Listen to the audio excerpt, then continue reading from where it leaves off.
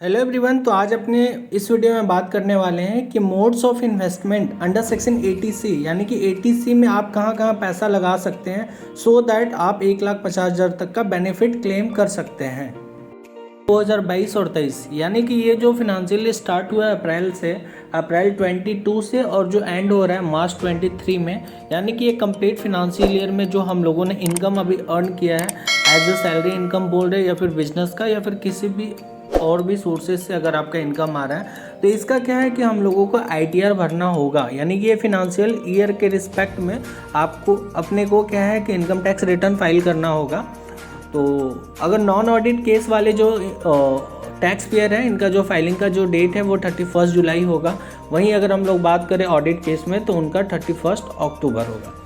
तो आज अपने इस वीडियो में डिस्कस करने वाले हैं बेसिकली सेक्शन 80C के बारे में कि 80C में आप कहां पैसा लगा सकते हैं और मैक्सिमम 1,50,000 तक का बेनिफिट क्लेम कर सकते हैं। यानी कि जो ग्रॉस टोटल इनकम है उसको मैक्सिमम 1,50,000 तक आप 80C के अंदर कम कर सकते हैं। और वो 1,50,000 आप कहाँ इन्वेस्ट करेंगे सो दैट आपका जो एलिजिबिलिटी है 1,50,000 का वो निकल करके आएगा।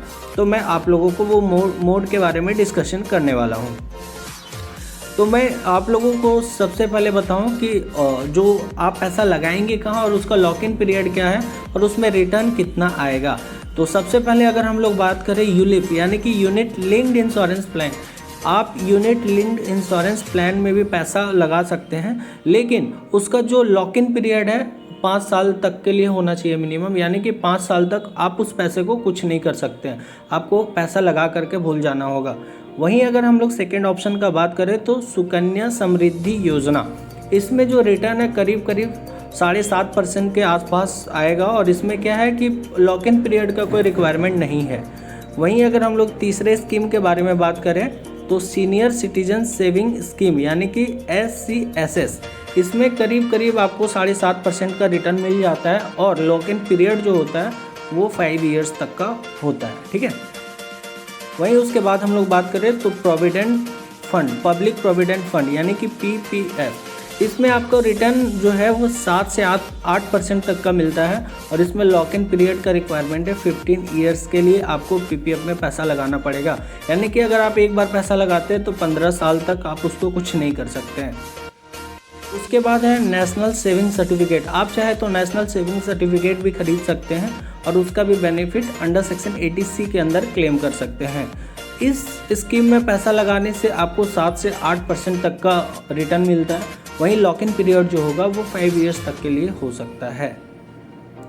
उसके बाद बात करें तो नेशनल पेंशन सेविंग स्कीम यानी कि NPS में अगर आप पैसा लगाते हैं तो इसका रिटर्न करीब 12 से 14% मिलता है टिल रिटायरमेंट तक के लिए आपको, लेकिन पैसा लगाना पड़ेगा। ठीक है।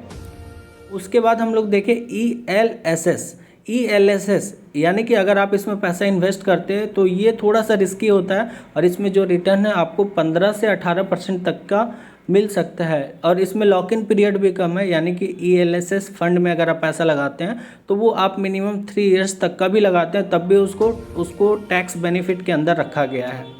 उसके बाद है कि 5 ईयर बैंक FD यानी कि आप फिक्स डिपॉजिट भी करते हैं जिसका रिटर्न आपको करीब 6 से 7% के आसपास मिलता है, लेकिन इसका जो लॉक इन पीरियड है वो 5 इयर्स तक के लिए होता है। तो ये जो अपना सेक्शन 80C के अंदर कुछ इन्वेस्टमेंट प्लान्स थे, उनका रिटर्न था और लॉक इन पीरियड था जिसके बारे में हम लोगों ने डिस्कशन किया है। अगर अभी तक आपने सेक्शन 80C के अंदर कुछ भी इन्वेस्टमेंट नहीं कर रखा है और आपका टैक्स डिडक्ट हो रहा है सैलरी से, तो क्या है कि अभी भी आपके पास ऑप्शन है, आप ये सारे स्कीम में से किसी में भी पैसा लगा करके किसी में भी पैसा इन्वेस्ट करके आप अपने टैक्सेबल इनकम को कम कर सकते हैं और टैक्स को सेव कर सकते हैं। Thank you very much.